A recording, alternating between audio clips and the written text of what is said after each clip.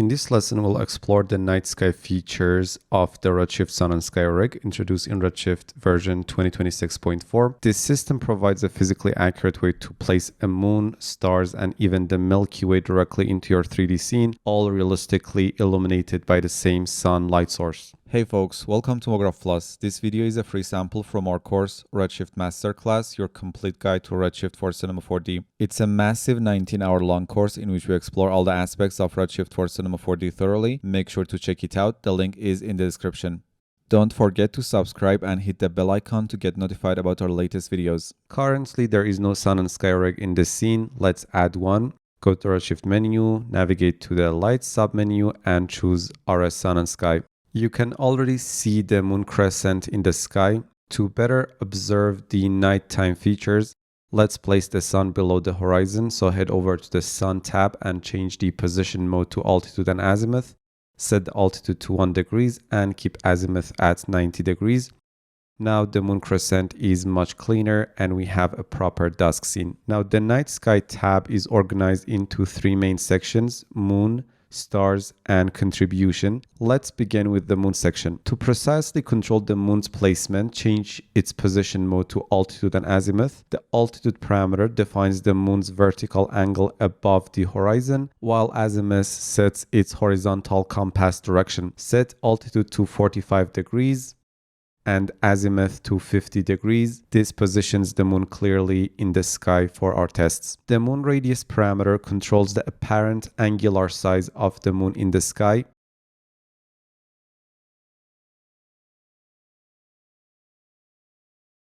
Importantly, a larger radius also softens nighttime shadows because the moon behaves as an area light with a perceivable size. If I increase the radius from 1 to 10, you'll notice the moon becomes bigger in the viewport, but its surface appears dimmer because the normalization mode is set to disk plus lighting. We talked about normalization mode in the previous video. Let's try values like 20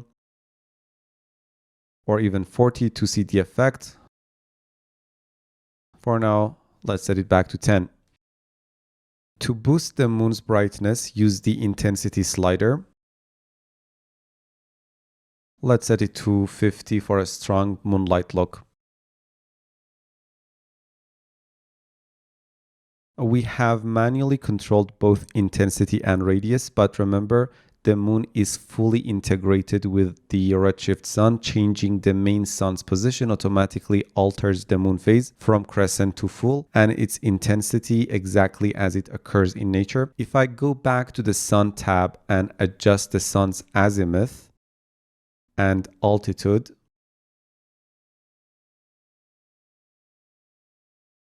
you can see how the moon phase changes dynamically relative to the sun's location. This geometric relationship is physically based. For our current scene, let's set the sun's altitude to 0 and azimuth to 90 degrees. The tint color swatch allows you to filter both the moon's direct appearance and its lighting. For example, we could try a red tint.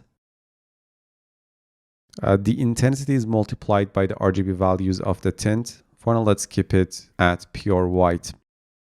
Now let's move down to the stars section. This is where we enable and control visible stars and the Milky Way. By default, the enable stars checkbox is on and both the star intensity and Milky Way intensity are greater than 0. So we should be seeing them, but our camera is not properly exposed for a night scene like this. If I go back to the sun tab and set the sun's altitude to -5 degrees, the scene becomes fully dark. Then if I go to the camera and increase the exposure to around plus 15 EV, now both the star field and the Milky Way galaxy band become visible. This highlights an important concept. Realistic moonlight is very dim and your camera must use a high exposure value, typically plus 11 EV or more for a full moon, to reveal the faint night sky elements. However, for a more direct demonstration, we can drastically boost the star and Milky Way intensities instead of purely relying on camera exposure. Let's revert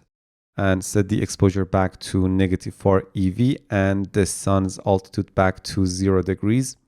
Now back in the night sky tab, increase the stars intensity to 100,000 and the Milky Way intensity to 2 million. Now together with the moon, the stars and the Milky Way are clearly visible even at a low camera exposure. Realistically, you'd use far lower multipliers and a properly exposed camera, but this exaggerated setup quickly demonstrates the controls. For now, let's set the Milky Way intensity down to 1 and the stars intensity to 20,000.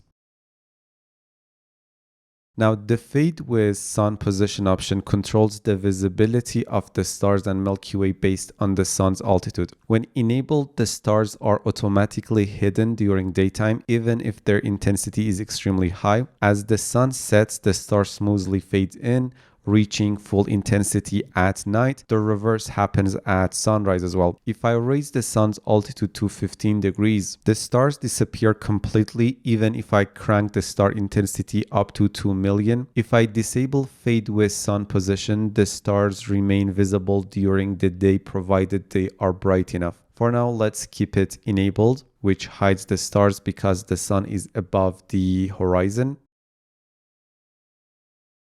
I'm going to set stars intensity to 20,000. And if I set the sun's azimuth to 0, placing it below the horizon for our altitude, the stars fade back into view.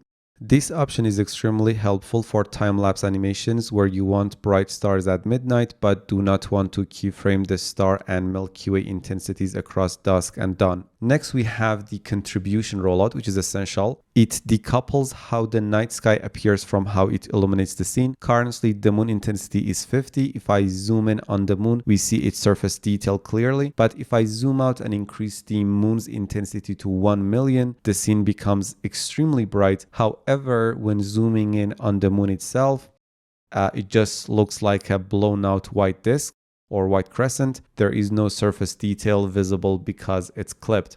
Now, if I lower the visibility contribution to 0.0001, the moon surface detail returns on camera even though the lighting intensity remains the same. The moon continues to illuminate the scene with the full 1 million intensity. Remember that the stars may become invisible at such a low visibility value unless you also boost their intensity proportionally. We'll skip that for now. The visibility slider scales how bright the night sky elements, moon, stars, Milky Way appear to camera rays, reflection rays, refraction transmission rays, and toon reflection rays. It governs visibility only. The lighting slider scales the intensity of the actual light contribution that affects your 3D objects, specifically the diffuse shading, single scattering, multiple scattering, and toon diffuse lighting from the night sky. This is the same as dimming the moon's light emission without changing its appearance to the camera. For now, let's set both visibility and lighting contribution back to 1. The volume contribution slider scales how much the night sky light affects volumetric effects, such as redshift volume scattering or the new cloud system. To demonstrate, I'm going to switch to the sky tab and add a clouds object. Then go back to the night sky tab and adjust the volume slider.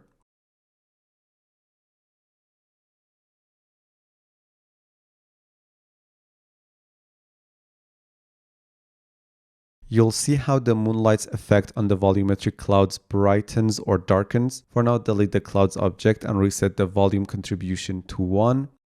And lower the moon intensity back to 50. Finally, we have night color. This controls the ambient color of the night sky itself, independent of the moon. Subtle changes in this color can produce large differences in ambient nighttime illumination. As the sun dips below the horizon, its influence on the sky color fades and only this night color remains. To see it better, set the sun's altitude to -10 degrees. Now try different night colors. Maybe a deep blue, a dark purple, and observe the effect on the ambient lighting. For now, let's set the night color back to pure black and the sun's altitude to 0 degrees. That covers all parameters in the night sky tab. Use these controls to create physically grounded moonlit nights or fully stylized cosmic environments. See you in the next one.